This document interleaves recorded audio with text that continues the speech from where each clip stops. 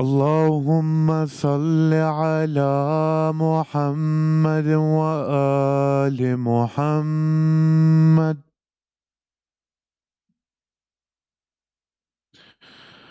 أعوذ بالله من الشيطان الرجيم.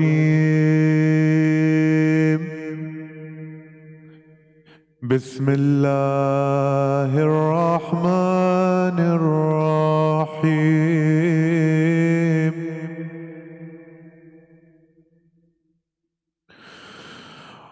والضحى والليل إذا سجى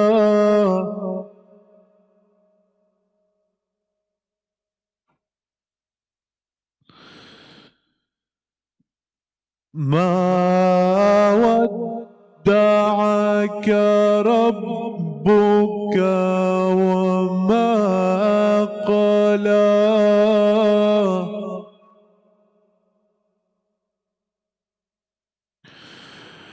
وللآخرة خير لك من الأولى.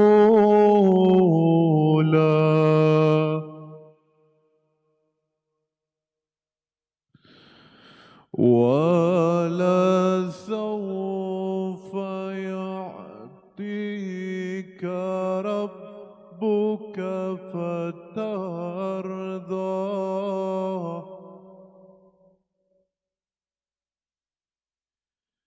ألم يجدك يتيما فآوى ووجدك ضالا فهدى ووجدك عائلا فأغنى فأما اليتيم فلا تقهر وأما السائل فلا تنهر وأما بنعمة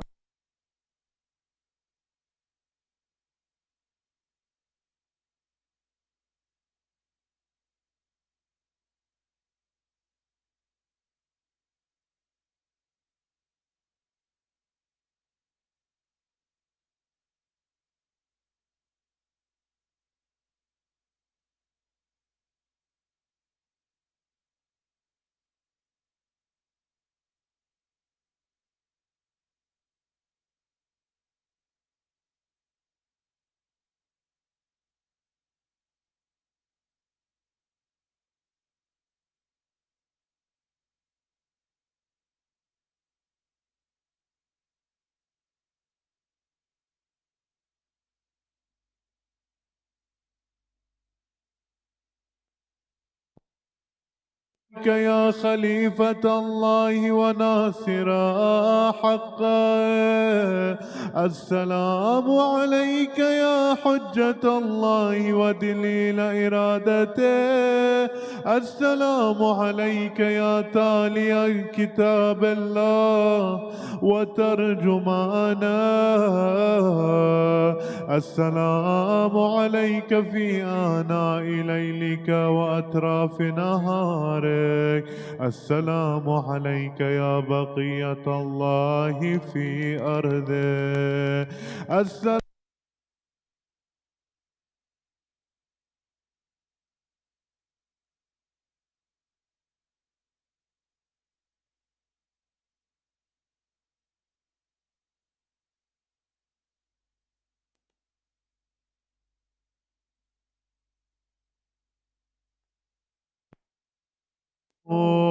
والغوث والرحمة الواسعة وعدا غير مكذوب.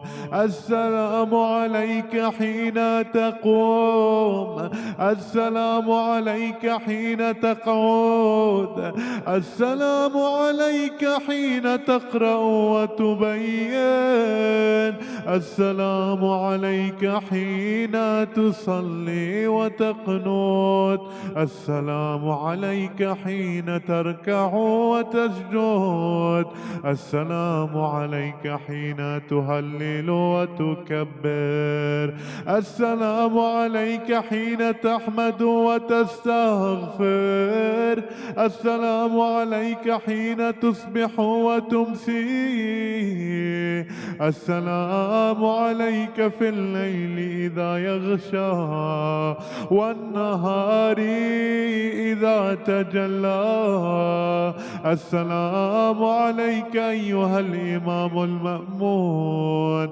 السلام عليك أيها المقدم المأمول، السلام عليك بجوامع السلام، أشهدك يا مولاي أني أشهد أن لا إله إلا الله وحده لا شريك له، وأن محمدا عبده ورسوله لا حبيب إلا هو وأهله، وأشهدك يا مولاي أن عليا أمير المؤمنين حجته، والحسن حجته، والحسين حجته، وعلي بن الحسين حجته، ومحمد بن علي حجته، وجعفر بن محمد حجته،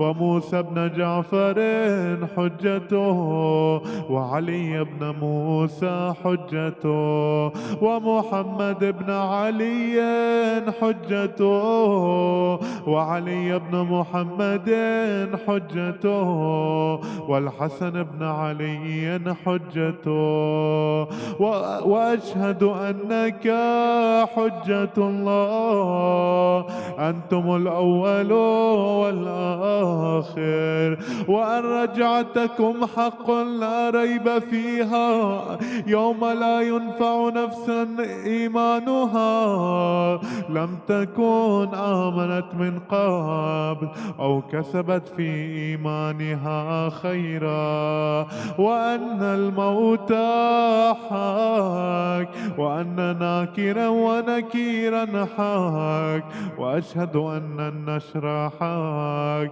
والبعث حق، وأن الصراط حق، والمرصاد حق، والميزان حق، والحشر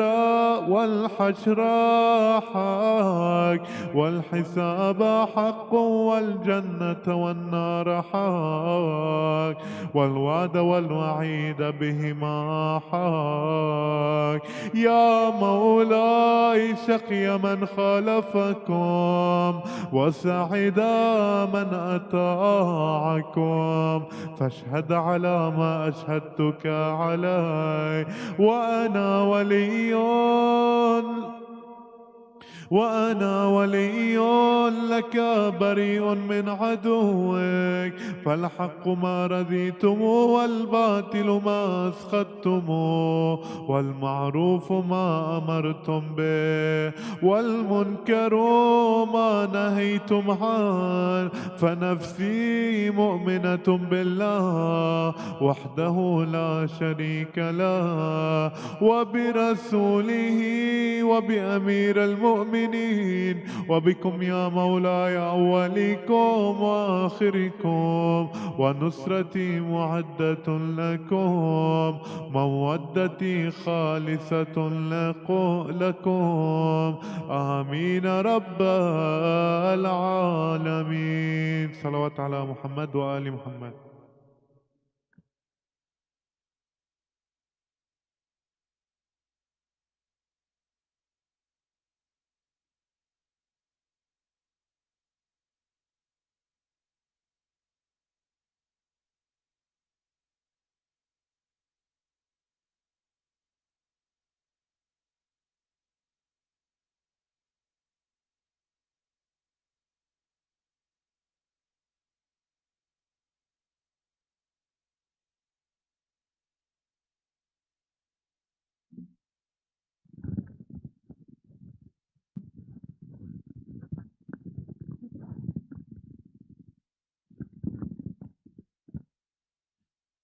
أعوذ بالله من الشيطان الرجيم بسم الله الرحمن الرحيم السلام عليكم جميعا ورحمة الله وبركاته. Welcome to the Imam Hussein Islamic Center. It's always a pleasure, a privilege, and an honor to host you here this evening, whether you're in the hall with us or whether you're joining us online. Thank you very much for making the effort to join us here. Tonight, we are, of course, celebrating the great event of the Mubahala. Inshallah, we send our salutations on the Holy Prophet and his pure progeny with the warmest of our salawat ala Muhammad wa ali Muhammad. Salli ala Muhammad wa ali Muhammad.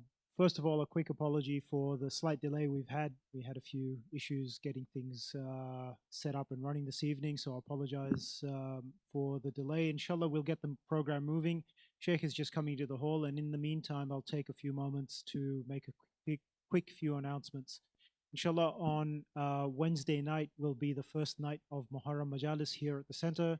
I understand that other places might do things slightly differently, but that's okay.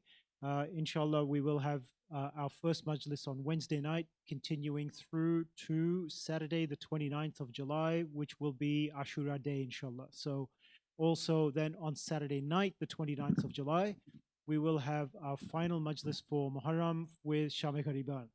All of the details will be released. I think there are a couple of posters out already. When we have, I'm sure that the next question will be, but who's speaking? Well, that's a surprise, not just for you, but for us too. We're working on that at the moment. We have had a few hindrances with organizing a particular guest that we've been anticipating, but inshallah with your dua we'll have that rectified and sorted so that we can have the program with the themes and the topics and things that we have been planning, which has been in the works for well over 6 months and probably actually since last Muharram, to be honest with you. We've been planning this, but unfortunately things are taking a little bit more time and a bit more effort to come together. Aside from that, if you are part of Sheikh Dehnawi's Farsi or Quran classes on Tuesday nights, there is one final lesson this Tuesday night, and then we will take a break for Muharram and recommence a brand new set of classes with Sheikh Dehnawi and with Sheikh Mohammed Mehdi immediately after Ashura, inshallah. So details of those will be presented during Muharram and of course in the few days coming up. So stay tuned for all of that. Aside from that, I will wait until Sheikh has done his speech to make another couple of follow-up announcements, inshallah. But with that, I ask that three of your best and warmest salawat, we welcome Sheikh Mohammed Mehdi. Salawat ala Muhammad wa ali Muhammad.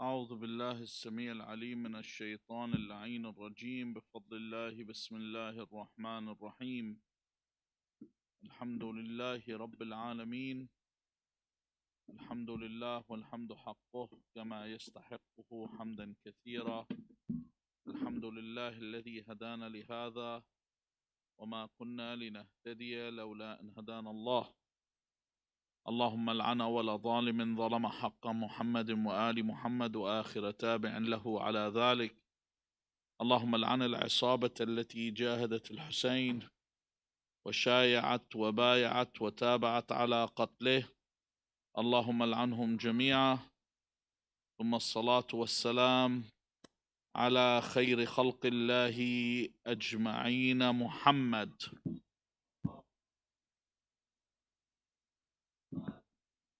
وعلى أهل بيته الطيبين الطاهرين واللعنة الدائمة على أعدائهم أجمعين إلى قيام يوم الدين. The story that we have to discuss tonight is the story of Mubahala. We have a tendency to call it Eid al-Mubahala because it is a festive occasion. That's a day of Mubahala. It's the event of Mubahala. And it concerns when Rasulullah sallallahu alayhi wa alihi wasallam sent letters to all those around him to invite them to Islam, to invite them to paradise, because you need to be selfless when it comes to the religion. Sometimes people have a tendency to conceal what their belief is, rather than tell people this is our religion, this is what we believe in, and this is what our faith dictates to us. Some people in the world are good representatives of this faith, others are not so good. And others just should not tell people that they're Muslim to begin with. So the Messenger of God sent this letter to the Christians of Najran. Najran is on the border of modern day Saudi Arabia and Yemen, right on the border. It's a town there. And this was like a hub for the Christians in the Middle East. It was like the Vatican of the Middle East. That's where the Christians were strong in number, and they had their presence there.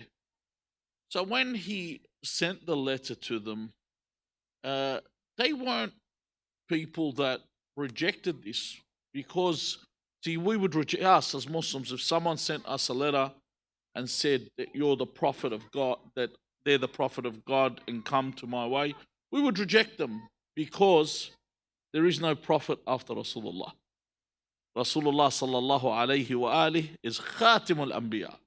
He's the seal of the prophets. There's no other prophet.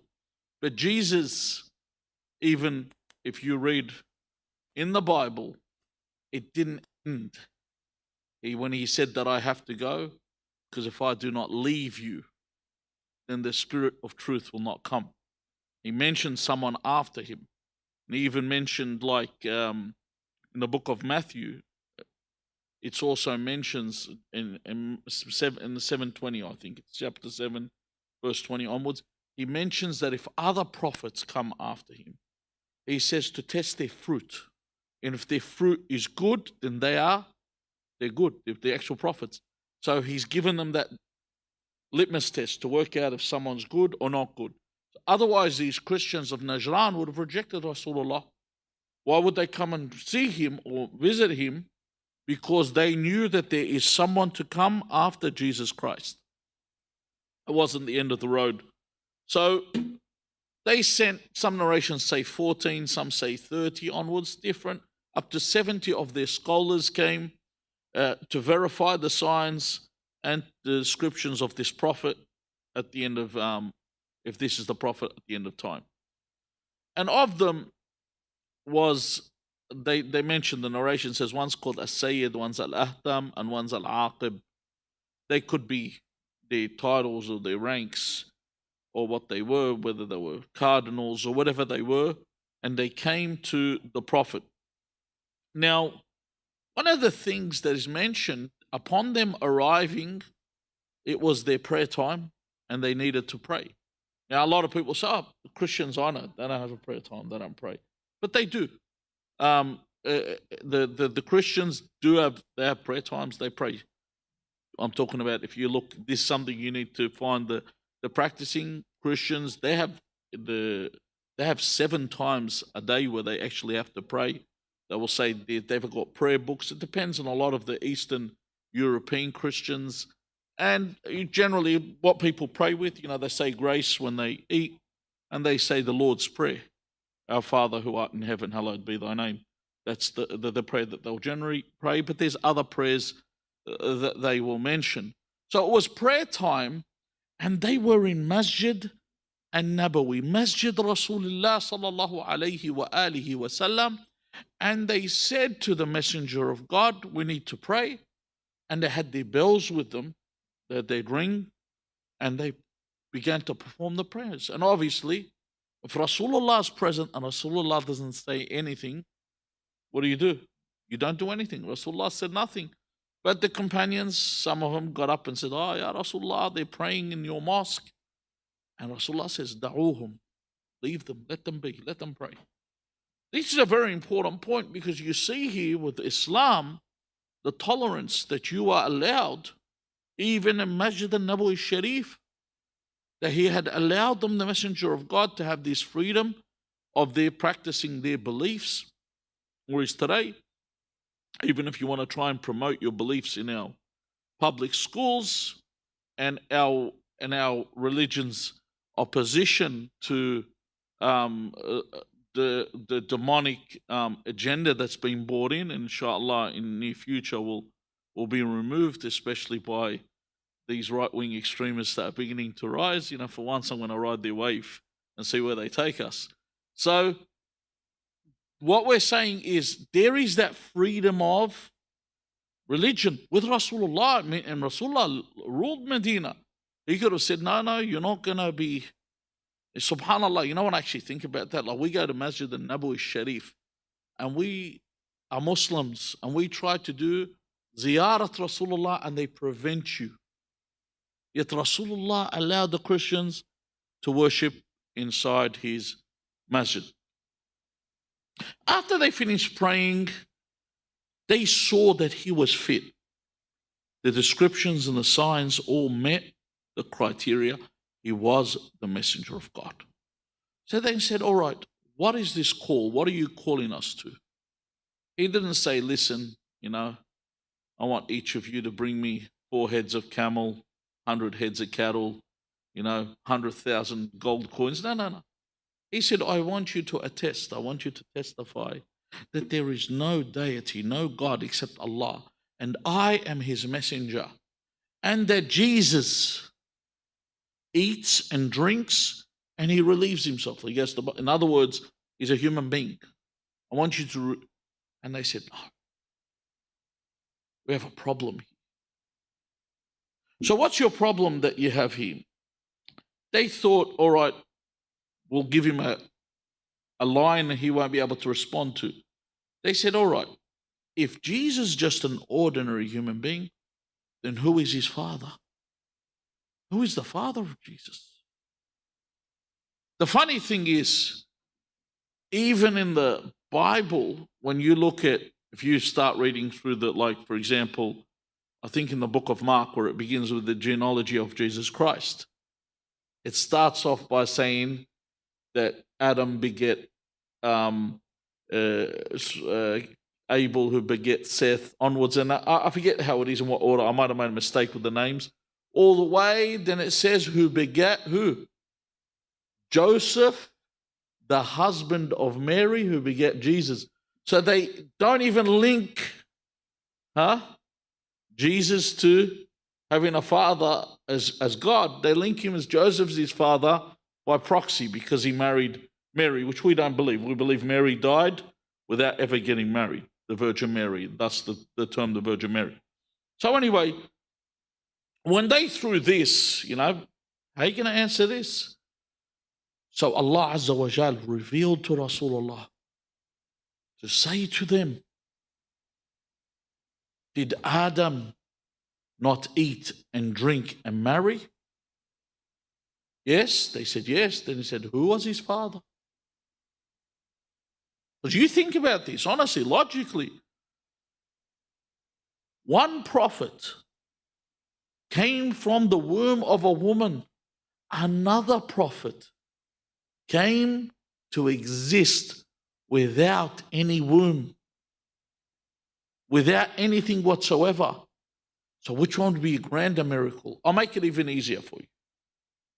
Okay, if there was a woman, okay, and I placed my hand on a womb, or close to, so let's say she was my mahram, and I said some words and she became pregnant, you'd be shocked. This is amazing. But if I was to say a few words and point to the ground and a child was to appear, which one would amaze you more? The second one, because it's out of nowhere. So he gave him a challenge where Allah, Imam al-Sadiq alayhi salam says in the Ruwaya, Buhitu wa baqaw sakinin or sakitin. That first Buhitu, you know what we say, or someone Buhit is when they're astonished, shocked, speechless. You're left because you're defeated. Then he gave him a killer blow that had nothing to say. And they just didn't say anything. So then the messenger of God as the verse, and we want to use the verse. So we say they were gobsmacked. So he says the verse, as we know, and I want to mention the verse, Inna mathala Isa عند Allah كمثل Adam. The verse in the Quran. The example of Jesus is like the example of Adam. خلقه من تراب. Everything's created other than Allah. Every existence. This is why sometimes you'll see people that say the Quran is eternal. It isn't. The Quran was created. Everything is created except Allah Azza wa Jal. So, خَلَقَهُ مِن تُرَاب. Allah created him. I want to really emphasize this because you're getting this new wave. I've seen where people start saying that the Prophet and the Imams created the universe. This is all false. Go through the hadith. This is false. Allah Azza wa Jal huwa al-Khaliq. He is the one that created. And these thoughts are coming through. Beware of them.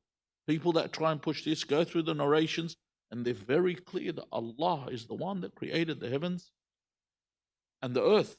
And they'll push their arguments, and they're convincing when you listen to them. Most arguments, until you read the whole thing. So I'll show you an angle of something. So Allah created these from turab, from earth. And then he says, ثُمَّ قَالَ لَهُ كُن فَيَكُونَ. Be, and he was. Just how we created Adam, he created Jesus. And then he says, الْحَقُّ مِنْ رَبِّكَ فَلَا تَكُنْ مِنَ الْمُمْتَرِينَ. The truth is from your Lord. It's clear. Don't be of the doubters. Don't sit and doubt. It's evident, like they were defeated. They had to concede. So then they said, they didn't say a thing. So then the verse came down for them to come forward and go into what's called the Mubahala. Now, when we say the Mubahala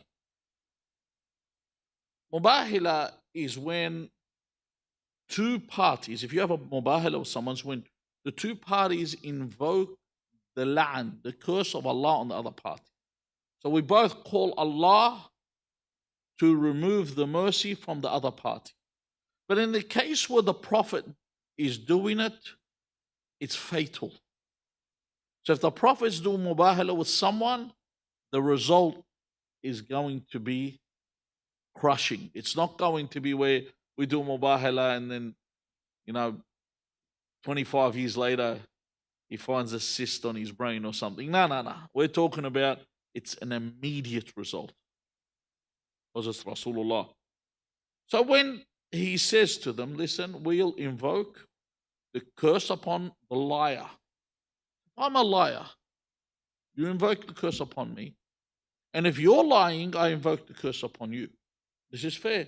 He didn't say, listen, let's go and to war, and we'll start killing each other and we'll see who wins. No. He says, if I'm not saying the truth, because you can tell they knew he was saying the truth. So anyway, he gave the challenge in a certain way. And before I get to the actual challenge, I'm just going to tell you, he said to them, Ta'alo, as the Quran says. He says, Allah says in the Quran, to tell them, فَقُلْ, tell them, Ta'alo, nad'u abna'ana. We'll call our sons. وَأَبْنَاءَكُمْ, and your sons.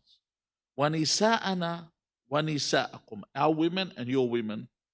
وَأَنفُسَنَا وَأَنفُسَكُمْ, ourselves and yourselves. ثُمَّ نَبْتَهِلْ فَنَجْعَلْ لَعْنَةُ اللَّهِ عَلَى الْكَاذِبِينَ. So they agreed to this, that we will do this Mubahala and the curse will be on the liars. They agreed to this. Now, these As-Sayyid, Al-Ahtam, Al-Iqab, or whatever it is, Al-Aqib, Afwan, they agreed, the three of them, that he's basically said, bring our sons, our children, our wives and ourselves. Okay? And then we'll do this Mubahala, and our women, did I say wives? Our children, our women, and ourselves. So they said, listen, if he brings his nation with him, his ummah with him, then he's a liar and we'll go through the Mubahala. But because he's mentioned these three groups, if he brings only his immediate family, then we won't do this Mubahala with him. Because if he is truthful, he will only risk his household, he won't risk everyone else. This is what they said. So they saw that on the day, and I haven't gone into detail yet, that he turned up with who we know is Ahlul Kisa, turned up with Amir al-Mu'mineen, Fatima al-Zahra, al-Hassan al-Hussein. But before we move on in this direction, let's stop at the point when we mention the Son of God. This is one of the biggest arguments that we have. And remember, in religion, there has to always be room for dialogue and room for discussion. But don't go have a discussion, a dialogue with something you don't know anything about. You know what you're talking about, have a dialogue. Don't sit there and be like those people that want to be polite and they give people direction. Sometimes, they asked me, someone asked me how to do wudu. I didn't know properly, but I told them, I was being polite. You can't be polite with these things. You don't know, you say, I don't know. Generally, with everything, you don't know, so I don't know. I remember once I was traveling somewhere and I asked someone for directions and they sent me the wrong way completely. So I came back and I said, you said, I thought it was that way. I go, thanks, you lost me 20 minutes. You know what I mean? You thought. That's it. You either know or you don't. So if you want to have dialogue or discourse with someone, you want to debate with someone, at least know what you're talking about. And if you give an argument, it has to have a proper conclusion. Now, you look throughout the Bible, on 81 occasions, Jesus refers to himself as the Son of Man. 81 occasions he refers to himself as the Son of Man. Also, they will use the term, and you hear this often, that they'll say that he's the Son of God.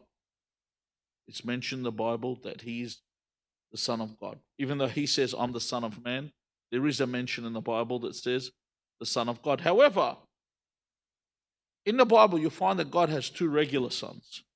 In one, in Luke 3:38, it says Adam is a son of God. Okay, now I'm not going to mention the verse. Another one, it says Solomon is a son of God. So he has two regular sons, according to the Bible. And I'll get to what the meaning is.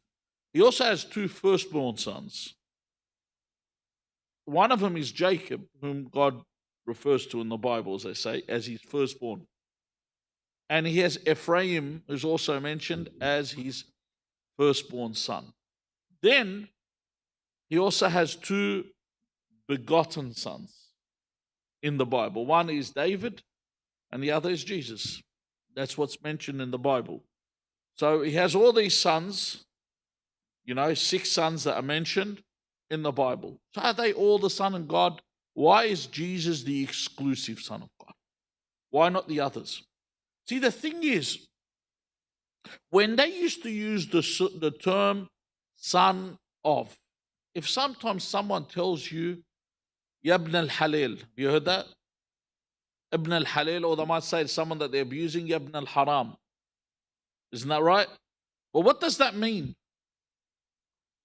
If I said someone's Ibn Halil or Ibn Haram, do you know Ibn Haram doesn't mean Ibn Zina? You do know that. It's different. If you say Ibn Zina, you need to get forgiveness from this person's mother. Ibn Haram could be done in a bad thing took place when he was conceived. His parents were eating haram, for example. Or Ibn Halil is someone whose parents were eating a lawful income.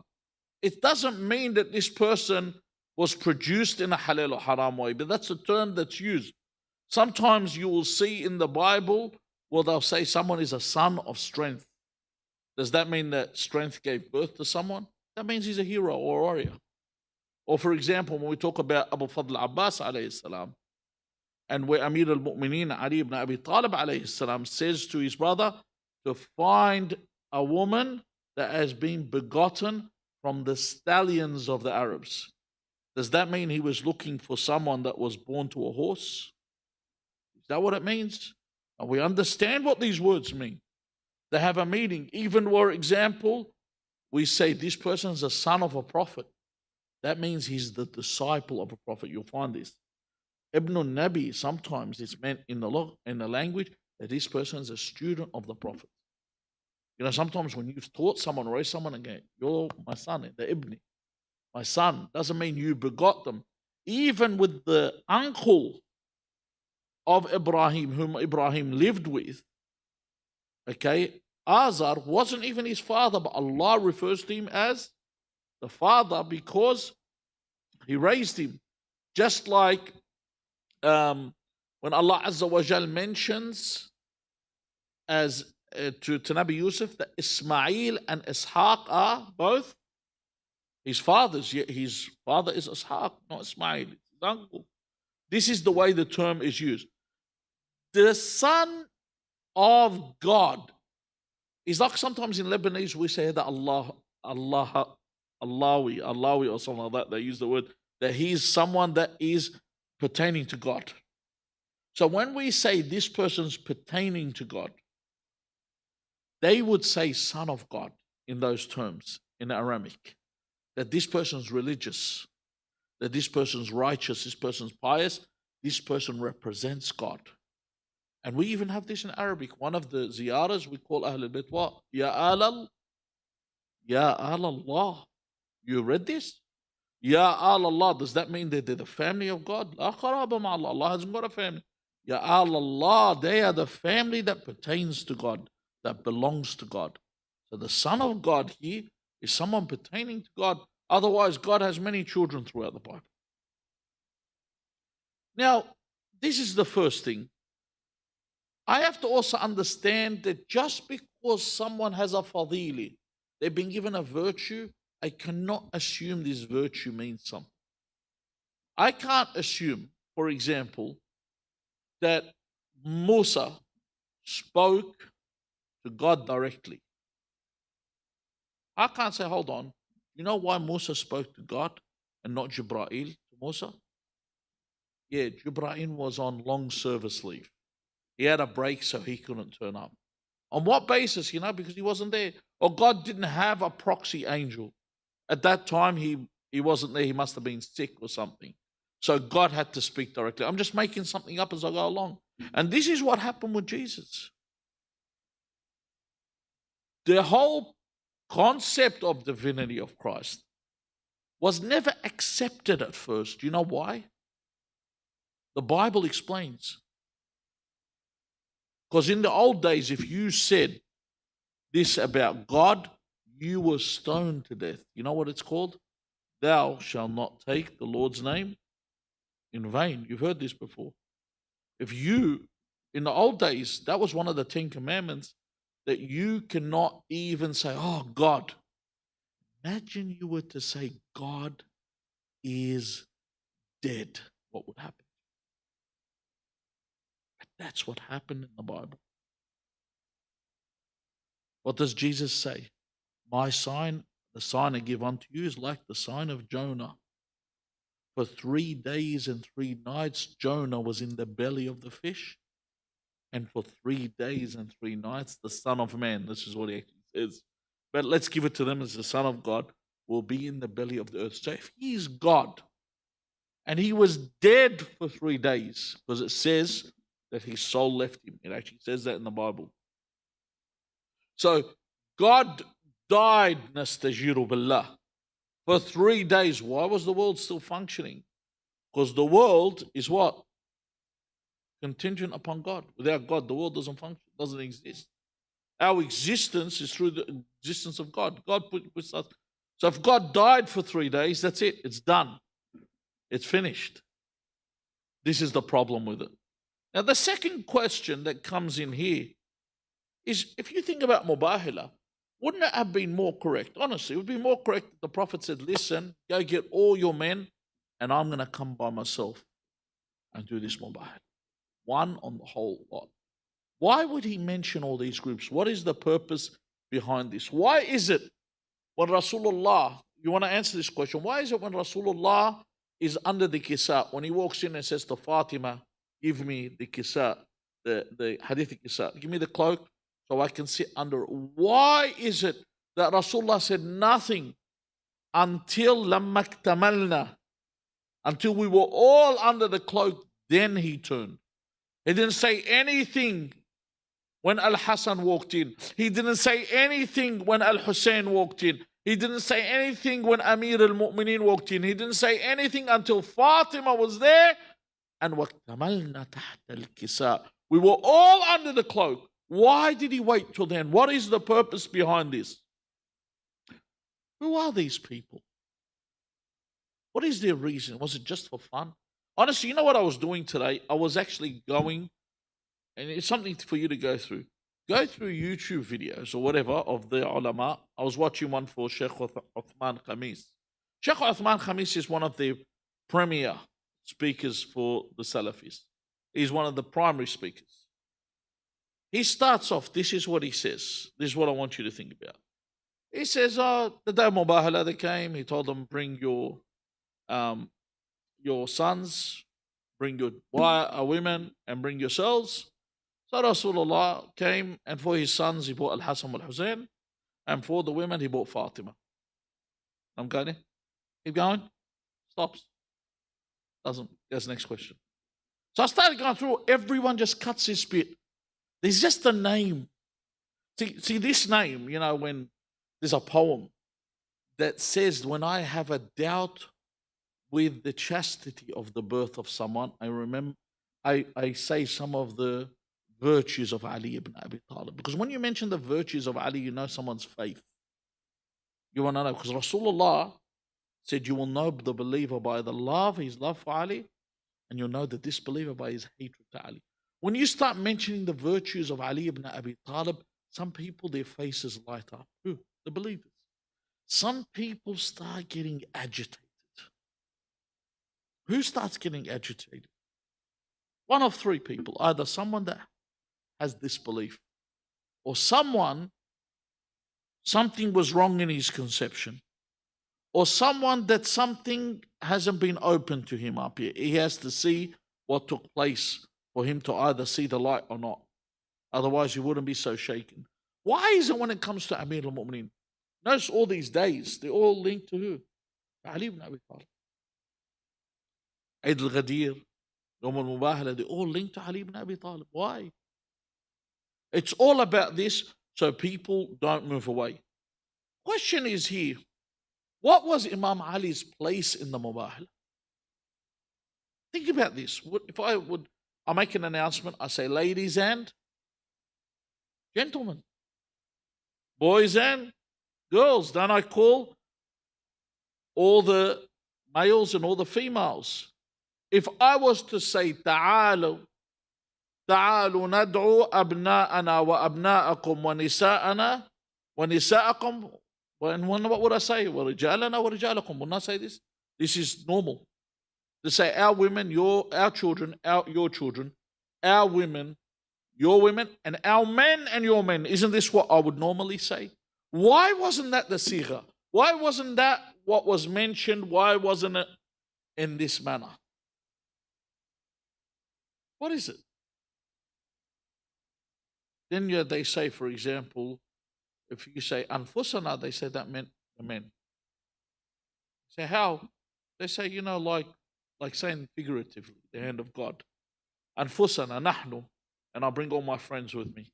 In that sense, they tried to see, this is what you call semantics, when you start to play with the words and try and change the meanings of what's going on. Hold on.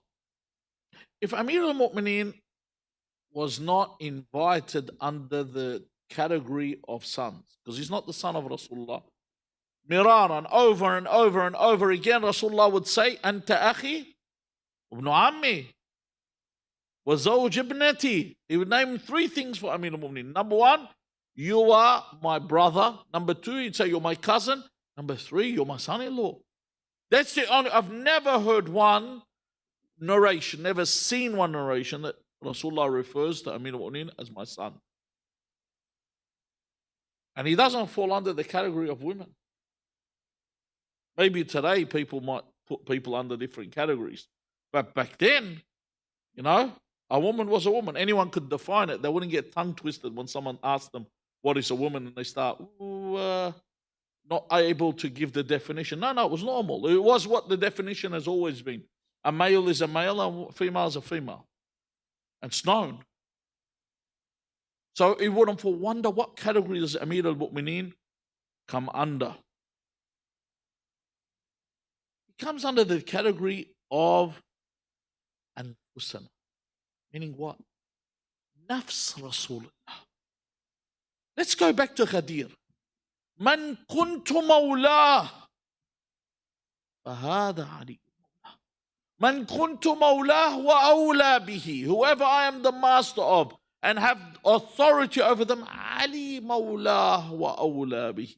Ali is this person's master. Ali has the same position, not even a notch under, the same position as Rasulullah binassim min al-Quran. As the Quran says, don't tell me this narration is weak. The Quran is saying this. Anfusana wa anfusakum. And this is what drives people mad. That Rasulullah, when he said Anfusana, he brought Ali. They couldn't put Ali in the category of children. They couldn't put Ali in the category of women. They just omitted him. They say he was there, like, what was he, a third wheel? What do you mean, was he there? What was he there for? Because they can't accept to say this because they have a problem with Amir al-Mu'min. In fact, if you look at Sheikh or Sayyid Tijani's book, Thumma Ihtadayt, he mentions in the first book the problem that one of the wives of the Prophet had with Ali ibn Abi Talib, to the point she wouldn't even mention his name in narrations. She said a man was with the Prophet, and one man said to her, you know who that man is? That was Ali ibn Abi Talib. She wouldn't even mention. So she would call him al-Rajul, and he would call her, al-Imra'ah. She'd call him the man, he would call her the woman. You want to refer in this way? This is what. Like, you want to say that I don't exist? And this is the problem throughout history. Everything is based on this. Any narrator that narrates something good about Ali ibn Abi Talib, they'll say he's da'if. Banu Umayyah made sure of this.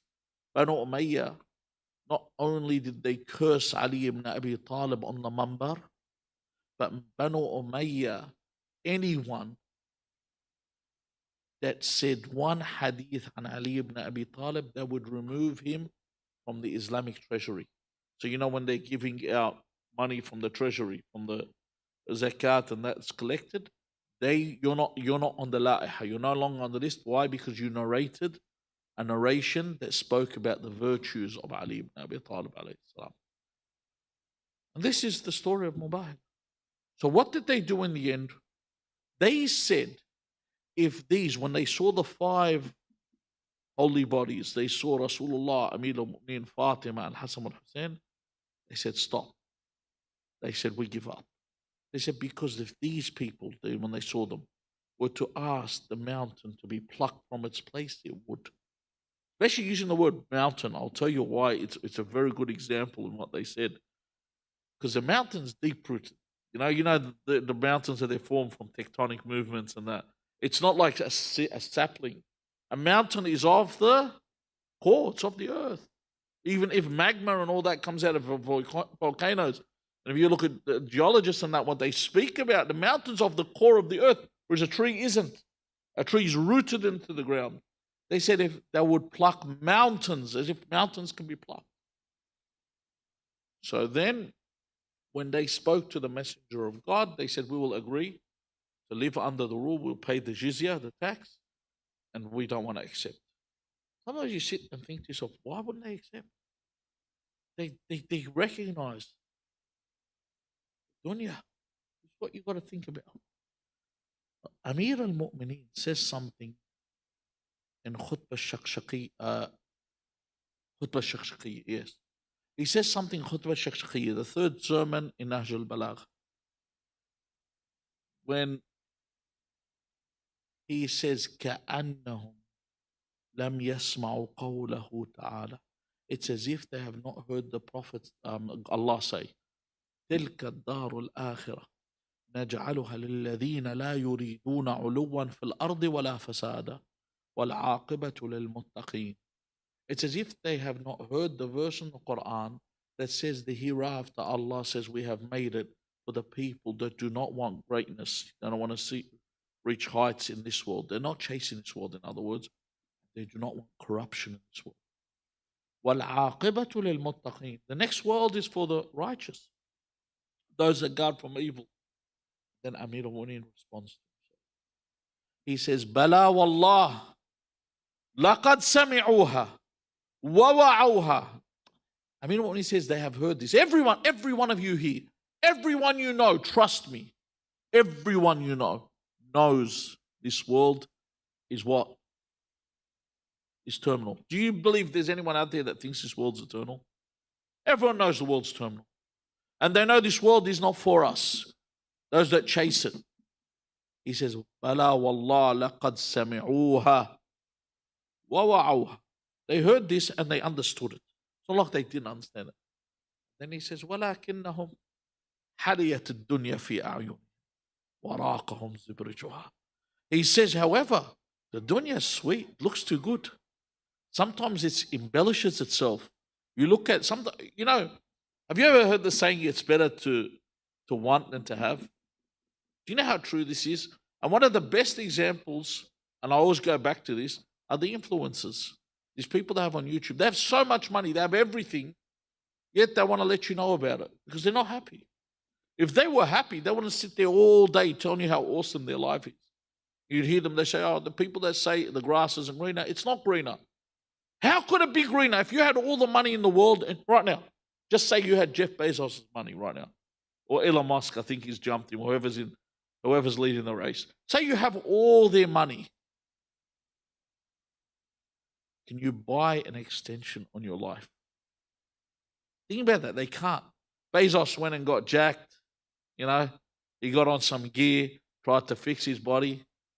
But what for? It's gonna become like creased paper. It's gonna look like elbow skin later, or your skin. You're just gonna be someone that's gonna have nothing left. You're gonna be an old man. Okay? Nothing. It's not gonna give you your youth. You can't get your youth back. It's over. They know the time is finished. They all know this. And knowing that you're terminal, you could have $1 trillion, but you know you're terminal, that drives you mad. How can you be happy? The dunya is lucrative. The dunya, like I said, embellishes itself. It shows that it's different. Better be important. Inshallah.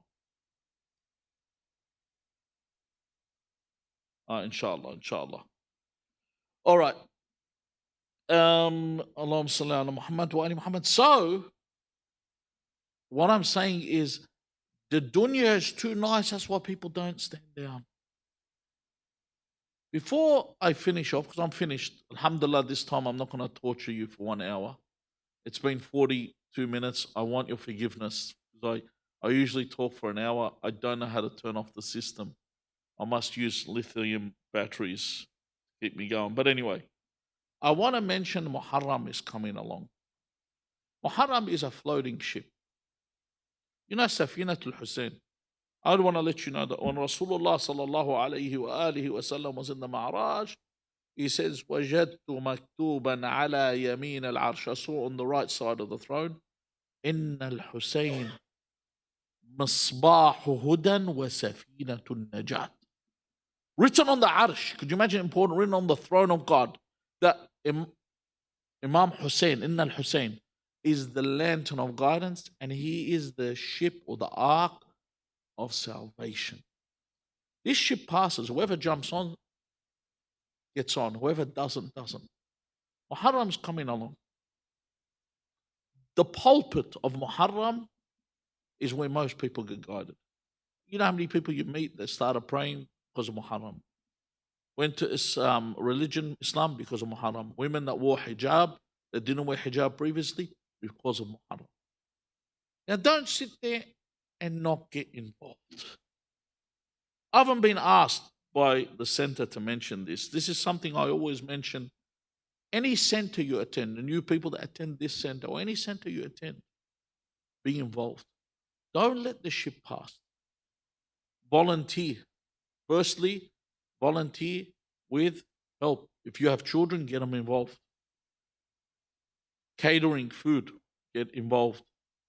Anything that every should go to center, say, I'm here, what do you want? If you don't want to get involved, then financially involve yourself. This is where sadaqat are paid for Majlis Abu Abdullah al-Hussein alayhi salam. And the people that, I'm telling you, not because there's a lack of money, trust me, money comes in for these majlis. I'm saying so you don't miss out. I once wanted to get a mambar built for somebody. And I told them I needed at the time, the person that was going to do the work said, I'll do the handwork myself, the labor myself. But I want someone to pay for the timber. He wanted $2,500. So I put it up out there. I need $2,500 for mambar. The first person messaged me and said, I'm giving $2,500. I said, no, you only get 50 each person. Because this is how it is. When it comes to one of these, someone wanted to pay. I said, no, pieces. Because this is mambar Imam Hussein. It's a permanent investment. And I managed to get all the money within a few hours. People started paying. But to be involved, don't let someone else get involved. You be the one that gets involved in any way you can. Don't sit at home. So look at your center. Go to the organizers, whoever, and whatever center you go to. You come to Imam Hussein Islamic Center, go to the people that you know that work here, these hard workers that you can see in front of you and others amongst them. So many unsung heroes on the Day of Judgment you will see. One of the sisters said to me, she said to me once I was leaving, she said, please remember us on the Day of Judgment. I said, no, you remember me on the Day of Judgment. Because I already get a lot of the accolades. I'm up here, people respect me. There's people that clean afterwards, the unsung heroes. They're the ones that you're going to be clinging to on the Day of Judgment. The ones that do all the hard work that doesn't get noticed, they're the ones that you're going to latch on. Us, the ones that sit up here, we already get all the blessings. People think we're awesome. So we're already getting that. So we'll just beg you guys that turn up, you my brothers and sisters, to save us. I'm serious. I'm not saying this. I'm saying it for real. The people that actually work, that you don't see what they do, behind the scenes, they are the people of value. They're the people, and you should fight to be one of these people. Strive to be one of these people. You should vie with one another to get a position where you serve Majlis Abu Abdullah al-Hussein. I have a request for special dua. Someone has a haja, and we will read the verse 5 times for Allah Azza wa Jal to help them in this haja. And for everyone that has a haja on the day of Mubahala leading up, your first haja, please, in your heart, have for Imam Sahib al-Amr. This is your first haja. Allah Azza wa Jal hastens his reappearance. And the haja that you have for yourself, this is for Imam Sahib Zaman, is that Allah saves you from the fire of hell. And then ask for this, that Allah Azza wa Jal grants this to all the believers and for everyone that's present and everyone that serves in Majlis Abu Abdullah al-Hussein. So 5 times we'll read the verse. Bismillah ar-Rahman ar-Rahim.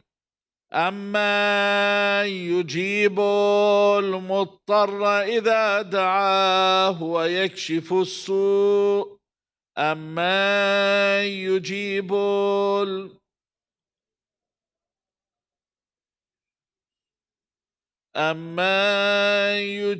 المضطر إذا دعاه ويكشف السوء أما يجيب المضطر إذا دعاه ويكشف السوء أما يجيب المضطر إذا دعاه ويكشف السوء يا الله يا الله يا الله يا الله يا الله يا الله يا الله يا الله يا الله. Oh Allah, we ask you بحق محمد وعلي وفاطمة والحسن والحسين وعلي ومحمد وجعفر وموسى وعلي ومحمد وعلي والحسن والحجة المنتظر صاحب الأمر والزمان, that everyone that is present, oh Allah, fulfill their needs, and if they have any grief or sorrow, oh Allah, please remove it from them and place tranquility within their heart. And the one that asks us for dua, we ask Allah to give them, this person's asked, ease in what they're going through, and inshallah they get the best result. We ask Allah Azza wa Jal not to take us from this world. This is whatever I say Ilahi Amin. Not to take us from this world until He is pleased with us. Ilahi Amin. Say it. So Aminu. Always when this is what was told in Mubahala. When he says dua, Aminu. We ask Allah Azza wa Jal to make us of the righteous and of those that are looked upon by Imam Sahib al-Amri wal Zaman. We ask Allah Azza wa Jal to hasten the reappearance of our Imam and grant us the opportunity to serve him and to stand beneath his standard and be martyred by his side. Bismillah ar-Rahman ar-Rahim. Allahumma salli ala Muhammadin wa ali Muhammad. اللهم كن لوليك الحجة ابن الحسن صلواتك عليه وعلى آبائه في هذه الساعة وفي كل ساعة وليا وحافظا وقائدا وناصرا ودليلا وعينا حتى تسكنه أرضك طوعا وتمتعه فيها طويلا برحمتك يا أرحم الراحمين.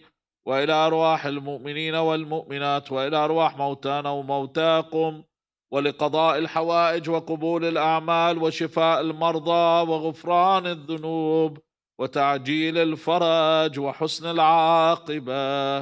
رحم الله من قرأ سورة المباركة الفاتحة مع الصلوات.